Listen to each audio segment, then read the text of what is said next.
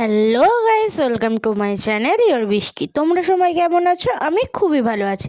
তো আজ হচ্ছে আমার কলেজের সোশ্যাল, আর আমি আর আমার ফ্রেন্ড যাচ্ছি কলেজে। আর কোনো বন্ধু যাচ্ছে না, আমরা দুজনেই যাচ্ছি। তো আজকে সারা দিনটা কি করছি না করছি তোমরা পুরো ভিডিওটা তোমরা এনজয় করো, দেখো। আর এটাই হলো আমাদের কলেজের গেট।